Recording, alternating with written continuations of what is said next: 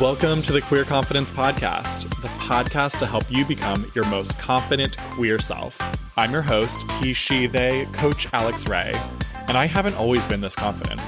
In fact, I used to be super insecure.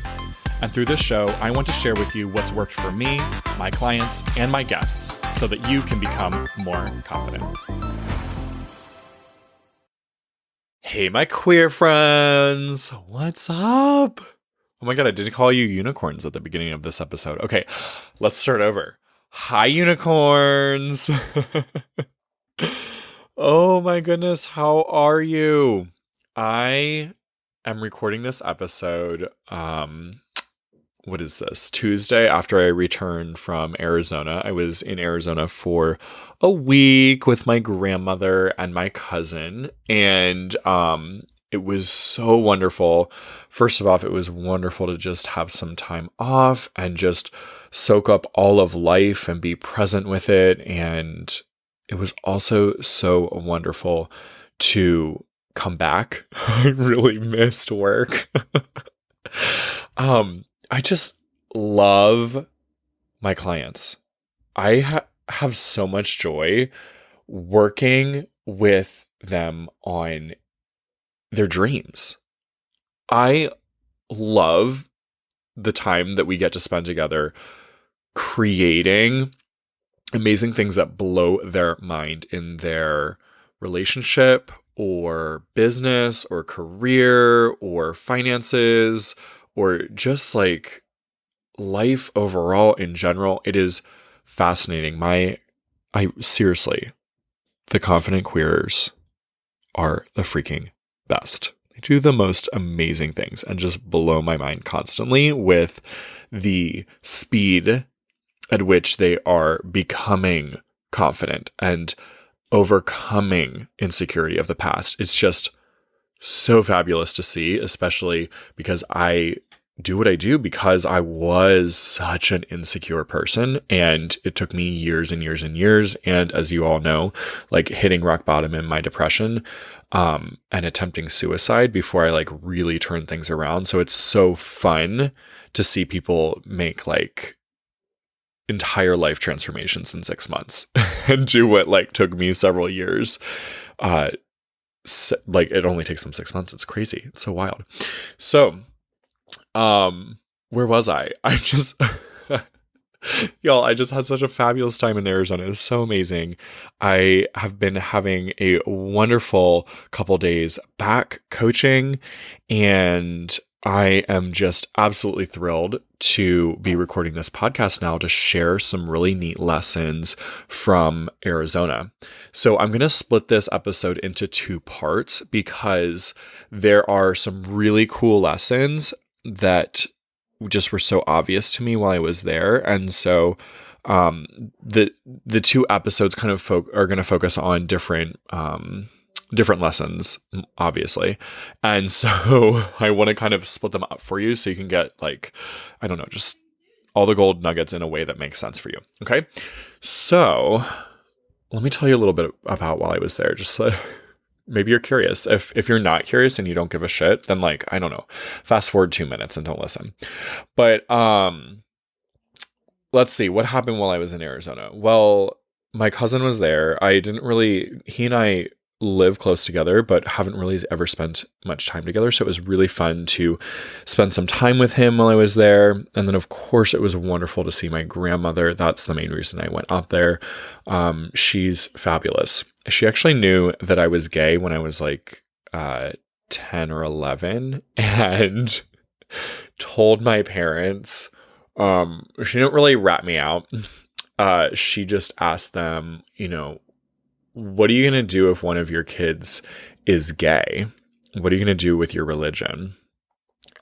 So go grandma. She knew who she was talking about. She was talking about me. And it was really funny. So just coming out to her several years ago, she was like, "Oh, is that all you wanted to tell me? Okay, can we have lunch now?" So she's always been a supporter. She's a just wild woman. She's done so much in her lifetime and she remains so active. Like she's a big part of the community out there in Bisbee. She is in a women's club, which she's a very active member of. She leads like home tours and all this stuff. Like, oh my goodness. And so she's been like bored out of her freaking mind with COVID and was just so happy to have her grandkids there hanging out with her. And it was such a fun treat for us to hang out with her as well. Um, and there were just some fun times. Let's see. One of my favorite things that I got to do alone was to fly. And so I've never really told you all this, but I really want to get my pilot's license. I want to be able to fly privately just for fun, recreational stuff.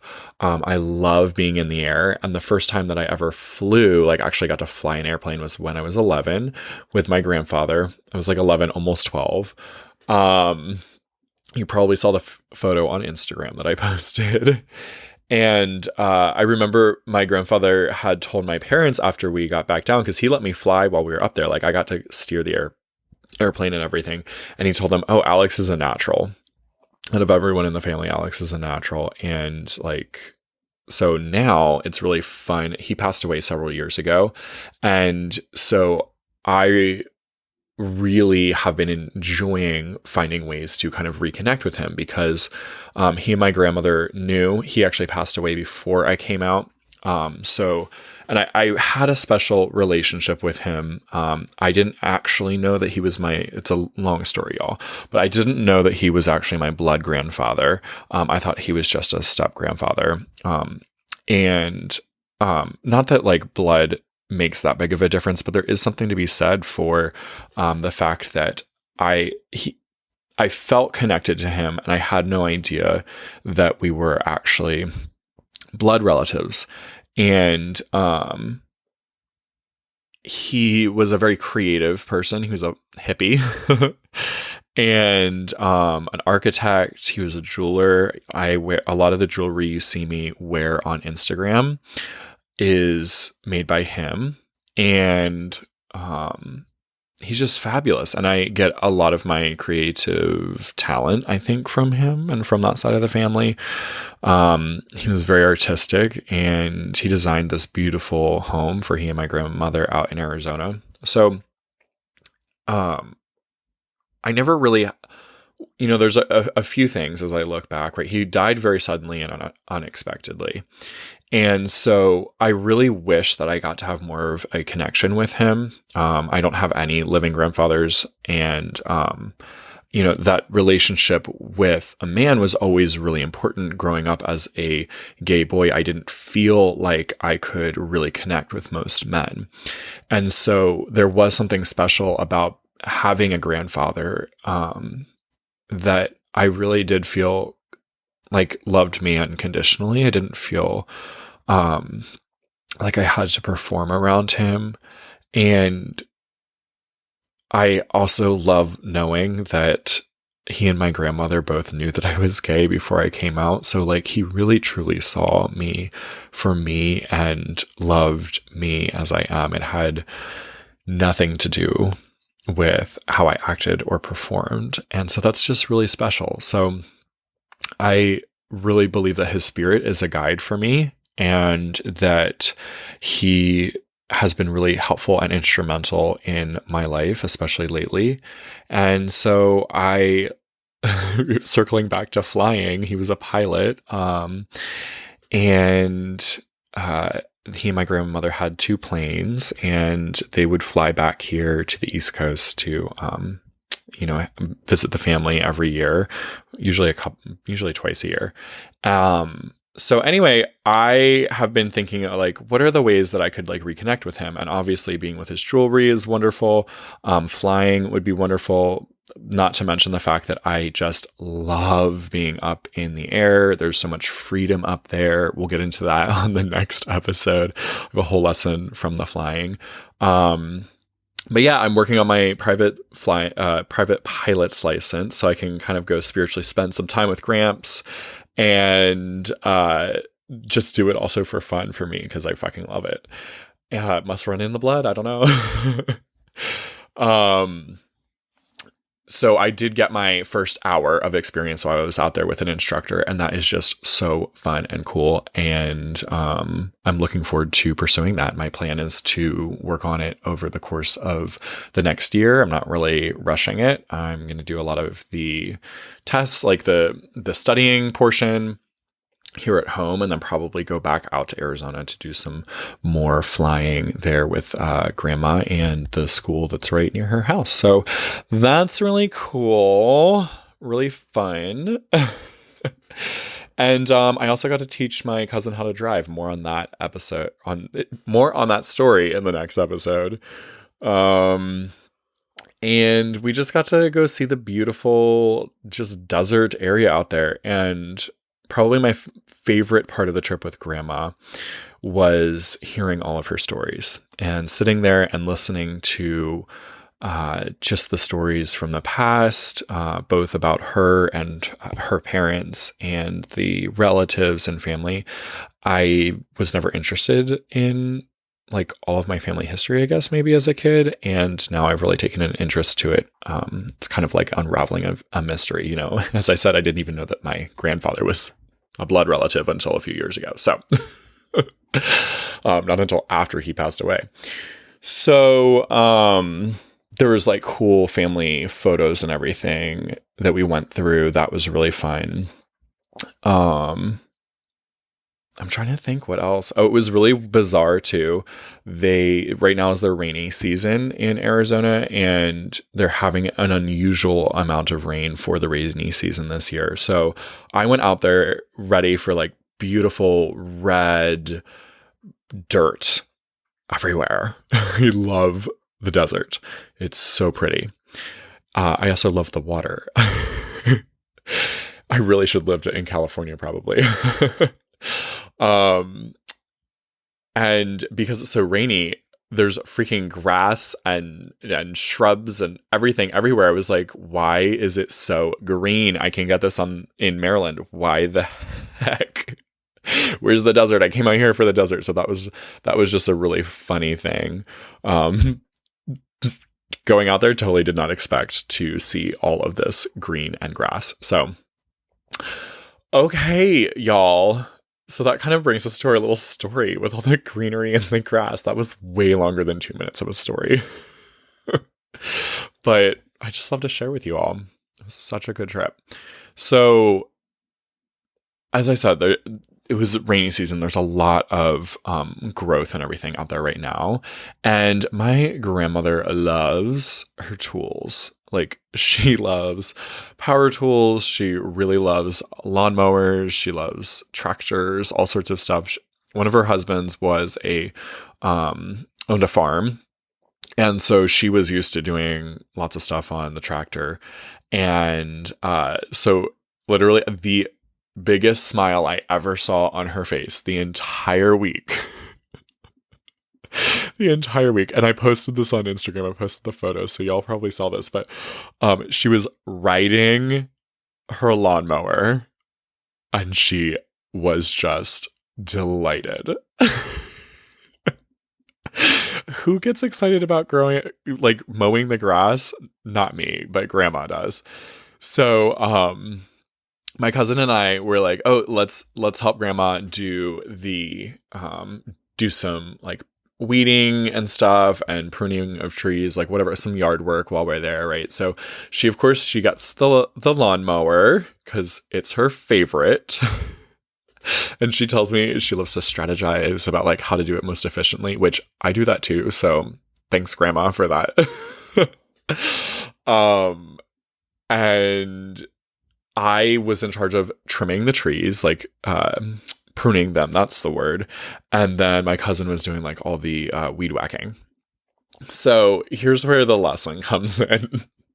So I'm pruning these trees, and if you don't live out in the desert, let me tell you what. Everything is sharp. Like, all of the things that look green and soft could really kill you. This tree had not on the entire thing, but on many parts of it. And I think this tree was a mesquite tree, if I remember correctly. Um, but on many parts of it, it had these large thorns. And you might be thinking, oh, like big rose thorns. No, I'm talking 2 to 3 inches long spikes, like a needle, a 2 to 3 inch long needle, like you'd see on a cactus, but it's growing out of the tree. And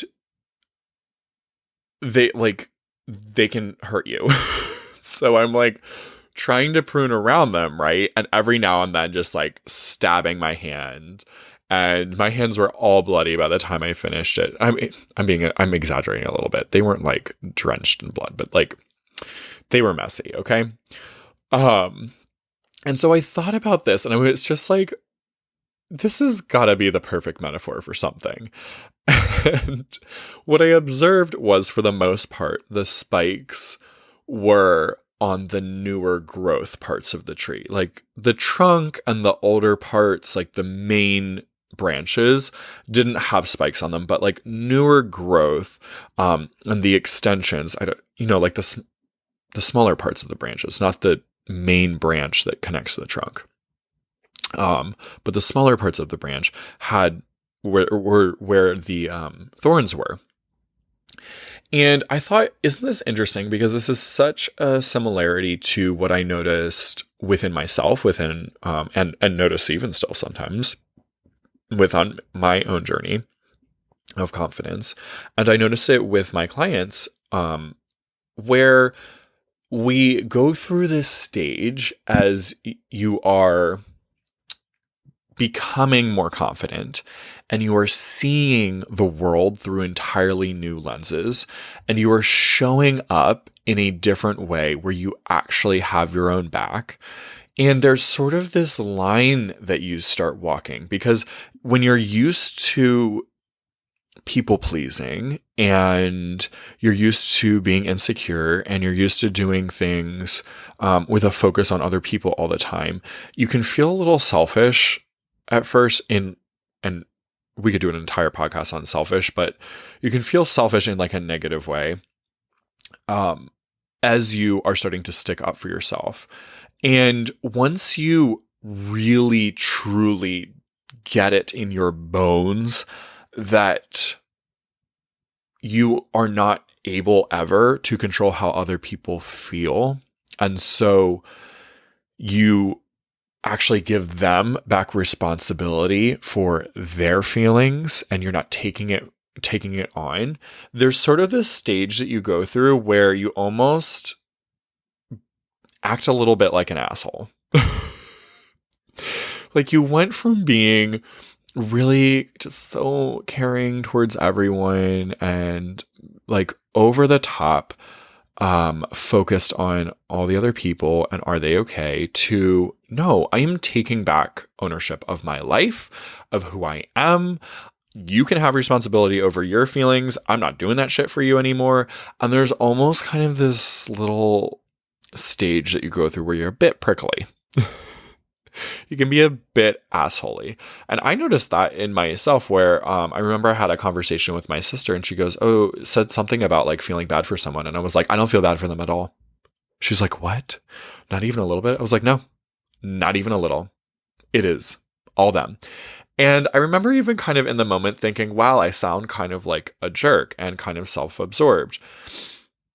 But what I want to offer to you today is that when you are going from the extreme of being totally out of touch with yourself and only focusing on other people, there's part of you that really has been so sensitive and vulnerable and abused your entire life, that when you finally start taking on some of these lessons and concepts and ideas, and you actually start thinking in these new ways and seeing the world differently, you do some great things by giving back responsibility to other people for how they feel instead of trying to handle their feelings for them.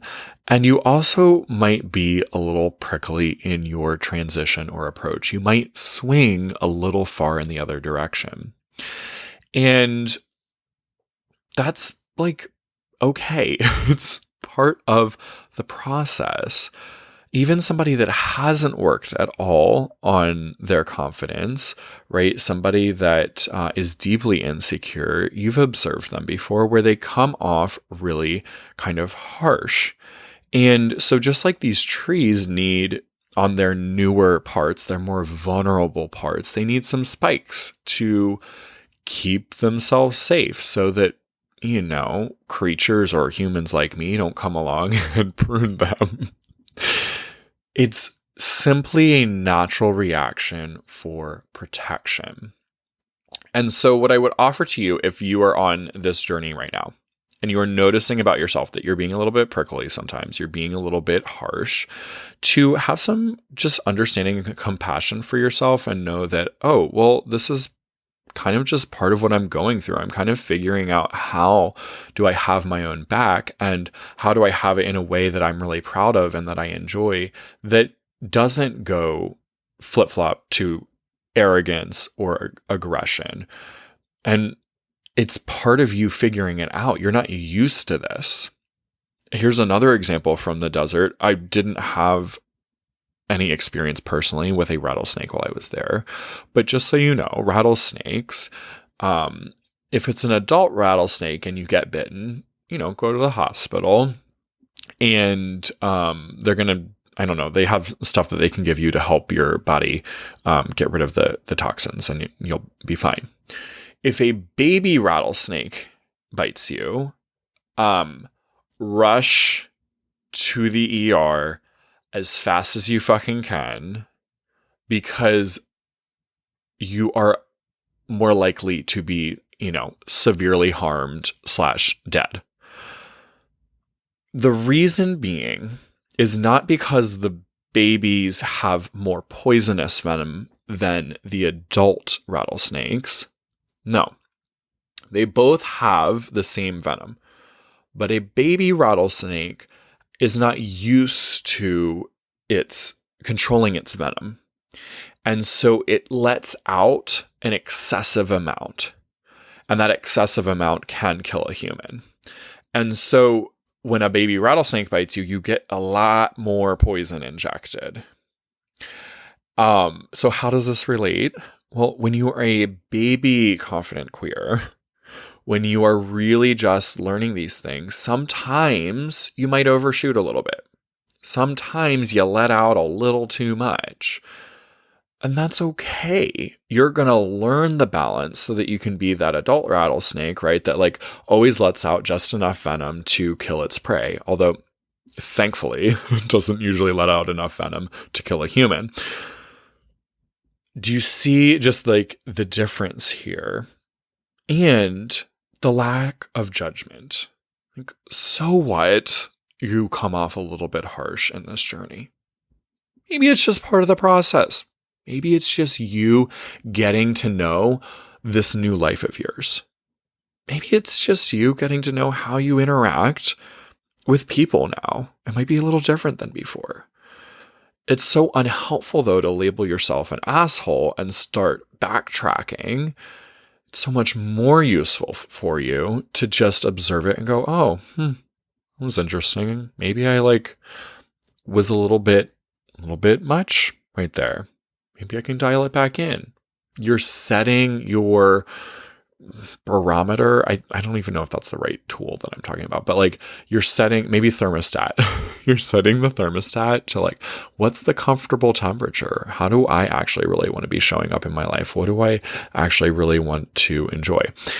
And how do I enjoy being, or how do I enjoy showing up? That's what I'm trying to say. How do I enjoy showing up? What's the temperature I like to be at? What's my comfortable temperature? I've been cranking up the heat for everyone else to be comfortable, and this whole time I've been sweating my nuts off.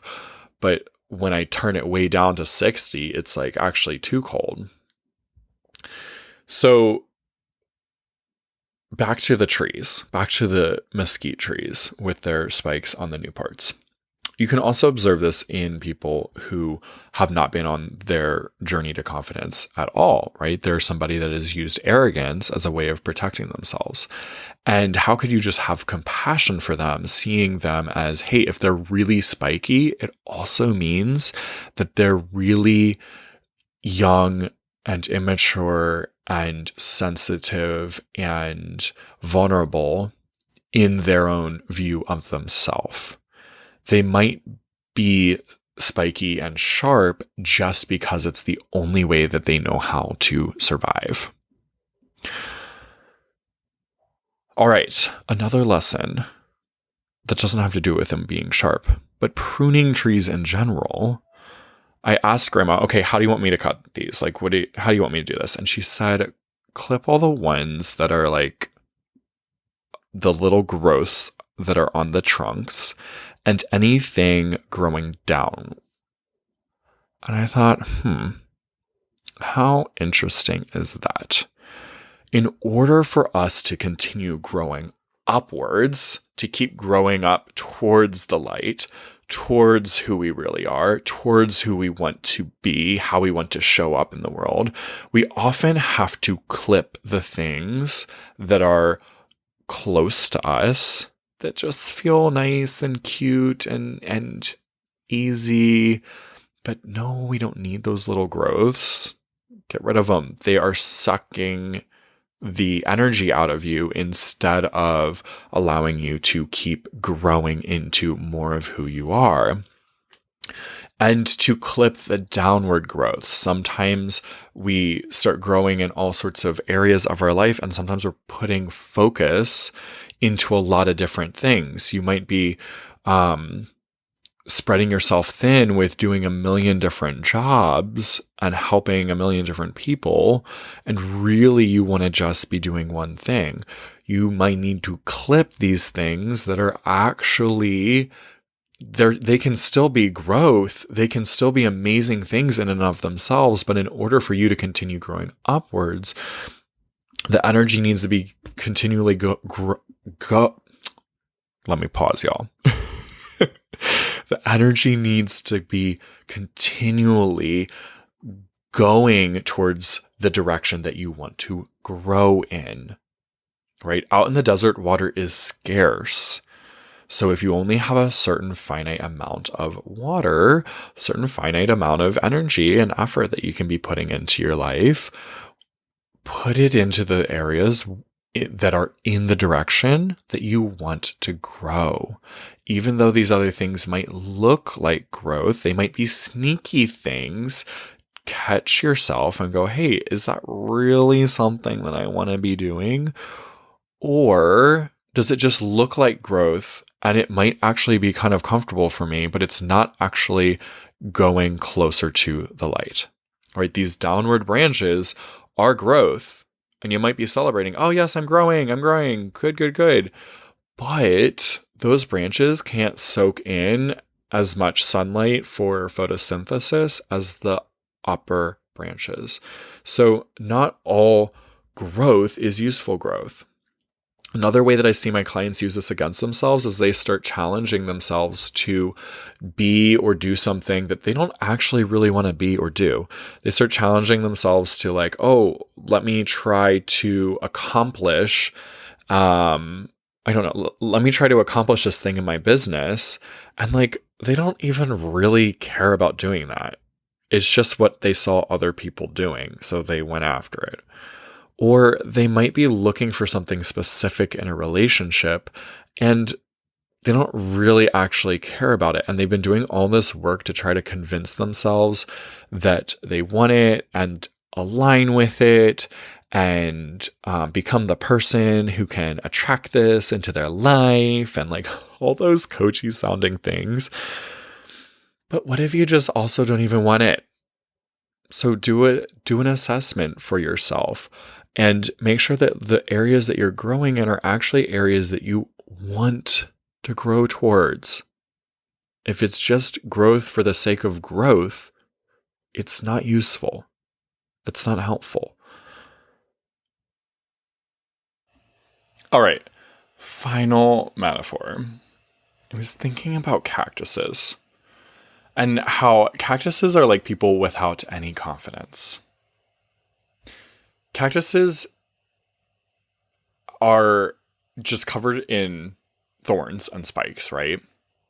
And they have that to protect themselves because they are vulnerable and full of water in a very harsh climate. And I think about how many of you and younger me maybe needed to be a cactus because of how we grew up. There was a period of time where you grew up in a harsh climate and environment that it was really like impossible for you to be yourself and to be safe. A cactus is full of water in a desert. A cactus is full of the thing that gives life, and everyone wants some of it. But it is not ready to give that water up or to share it, really, right? And not even that it should be doing that, but it is in a harsh, unforgiving environment where predators are looking for it. If a cactus did not have any kind of spikes, then it would get devoured. It would get just destroyed because everything around it would suck all of the water out of it. It would, the animals would end up eating them up.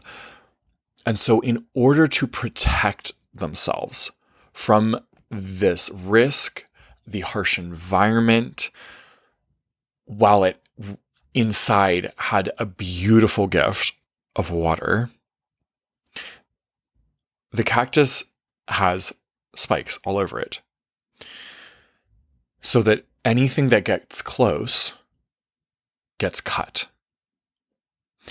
And how perfect and relevant is this to some of the defense mechanisms you used to use because you grew up in an environment that was harsh and unforgiving and wanted to take the life from you. It did not want you to have the freedom and the joy and the love that comes with being who you truly are. It wanted to suck that life right out of you. It was a harsh, unforgiving environment, and you were filled with life. And so in order to protect yourself, you developed some prickly thorns. Yeah, of course. It was a defense mechanism so that anyone who came close would get cut and not harm you and take your life from you. So with that in mind, one, have compassion for your prickly parts and for the prickly parts of anyone else, especially in our community, right? And two, are you ready to go to a new environment? Are you ready to get out of the desert and to be able to no longer need these harsh spikes? What environment do you need to step into? What support do you need? What people do you need to surround yourself with so that you are no longer in this desert and you don't need these prickly thorns?